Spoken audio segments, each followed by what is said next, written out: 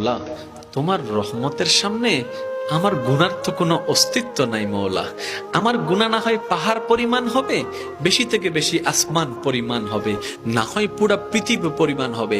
তোমার রহমত তো অগণিত, তোমার রহমত তো অসীম, তোমার রহমত তো আনলিমিটেড। এবার রব্বে করিম বলে, তাহলে ঘাবড়াস কেন, তাহলে মন ছোট করস কেন? আরে গুনাহ করেছো তো করেছো, কি হয়েছে? একবার তো তওবার মাধ্যমে আমি রবের দরবারে ফিরে আই। মৌলা, ফিরে আসতে পারবো তো? দরজা কি খোলা আছে? রব্বে করিম বলে, মরণের আগ পর্যন্ত, কিয়ামতের আগ পর্যন্ত, সূর্য পশ্চিম আকাশে ওঠার আগ পর্যন্ত দরজা খোলা আছে, দরজা খোলা আছে, দরজা খোলা আছে। এবার বান্দা বলে, মৌলা 24টা ঘন্টার কোন টাইমে আসলে সেই দরজা খোলা পাবো? রব্বে করিম বলে, আরে ব্যাংকের দরজা খোলা থাকে নির্দিষ্ট সময়ে, অফিস আদালতের দরজা খোলা থাকে নির্দিষ্ট সময়ে, এমনকি ঘরের দরজাও খোলা থাকে নির্দিষ্ট সময়ে, এর বাইরে যাই না। কিন্তু তোর রবের দরবার এমন একটা দরবার, 24টা ঘন্টার যেই কোনো মুহূর্তে তুই আসবি, তোর রবের দরবার তোর জন্য খোলা থাকবে। সুবহানাল্লাহ।